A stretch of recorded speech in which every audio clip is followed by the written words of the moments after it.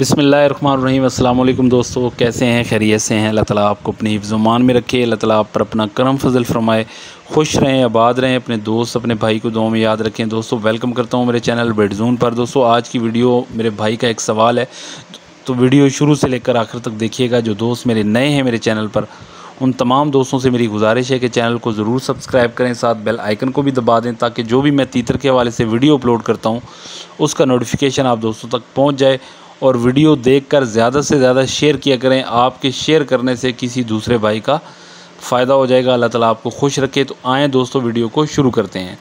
दोस्तों एक भाई ने सवाल पूछा है कि क्या हम अपने तीतर के बच्चों के पर काट सकते हैं? पर काटने की वजह यह है कि परों का वज़न ज़्यादा है तीतर से, तो क्या हम उनको काट सकते हैं? तो दोस्तों ये बात नोट फरमा लें कि चाहे कोई भी परिंदा है, आप उसके पर मत काटें। बिलखुसूस तीतर के तो बिल्कुल ही मत काटें। मैं अपने साथ किया हुआ तजर्बा आप दोस्तों से शेयर करता हूँ। ऐसा नहीं है कि हर वक्त ही ऐसा हो, लेकिन ऐसा 50-50 चांस ज़रूर होता है कि अगर आप अपने तीतर के बच्चों के पर काट देते हैं, पर तो निकल आएंगे लेकिन वैसे पर नहीं होंगे जैसे कुदरती तौर पे शुरुआत में उनके निकले हैं। बाज़ औक़ात तीतर के जो पर हैं वो ख़राब हो जाते हैं। ख़राब होने की वजह से आपका जो तीतर है वो बदसूरत दिखने लग जाता है। तो कभी भी तीतर के जो छोटे बच्चे हैं, चाहे वो बड़े हैं चाहे वो छोटे हैं, उनके आपने पर नहीं काटने।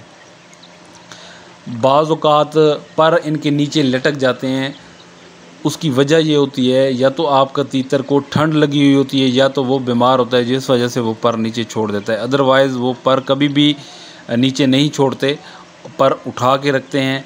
और इनके पर आपने बिल्कुल नहीं काटने। अगर आप पर काटेंगे तो इनके पर या तो रुक सकते हैं, इनकी ग्रोथ रुक सकती है पर काटने की वजह से, या फिर अगर इनकी ग्रोथ नहीं रुकती तो आपका तीतर माशाल्लाह बढ़ता जाता है, तो आगे जाके उसके जो पर हैं वो आपको बदसूरत लगेंगे। इस बदसूरती की वजह से आपका तीतर ओवरऑल बदसूरत लगने लग जाएगा। मैं एक छोटी सी आपको मिसाल देता हूँ कि कबूतर का एक जोड़ा मेरे पास मौजूद था। उसके मैंने पर काट दिए थे, तो पर उसके रुक गए थे वहाँ पे, तो उसके पर आ ही नहीं रहे थे। मजबूरन फिर मुझे उसकी कलियों में से उसको खींचने पड़े। जब मैंने उसकी कलियों से वो पर खींचे तो दोबारा फिर उसके नए पर आना शुरू हो गए। तो एक तरीका ये है, अगर फ़र्ज़ करें कि आपका तीतर छोटा बच्चा है, तो आप उस उड़ने की वजह से आप उसके पर ना काटेंगे, यार वो इधर उधर उड़ जाता है। अगर आप खुली जगह पर आप तीतर के बच्चों को छोड़ते हैं तो मैं गारंटी देता हूँ वो एक दफ़ा 2 दफ़ा उड़ारी मारते हैं, फिर उसके बाद उड़ारी नहीं मारते। अगर आप मोहल्ले या किसी यानी कि घर में आप रखना चाहते हैं और मोहल्ले में रहते हैं आप, तो आप अपने तीतरों को केज के अंदर ही रखें। अगर केज के अंदर आप उनको रखेंगे, मट्टी देंगे, तो इंशाल्लाह उनकी ग्रोथ भी ज़्यादा बढ़ेगी। ये नहीं है कि आप उनको सहन में खुला छोड़ दें और आपको डर भी है कि यार वो कहीं उड़ के किसी के घर ना चले जाएं, और फिर वहाँ से आपको पता है कि जब तीतर उड़ के किसी के घर जाता है तो बहुत मुश्किल से वहाँ से वापस आता है। तो यह आपने ख्याल रखना है कि कभी भी तीतर के जो पर हैं, छोटे बच्चे हैं चाहे वो बड़े हैं, उनके पर नहीं काटने।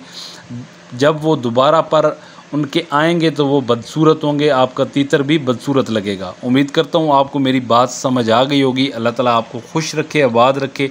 इसी तरह अपने भाई को प्यार देते रहें, वीडियो को शेयर करते रहें। अल्लाह ताला आपको खुश रखे। अपने दोस्त अपने भाई को दें इजाज़त। अल्लाह हाफिज़।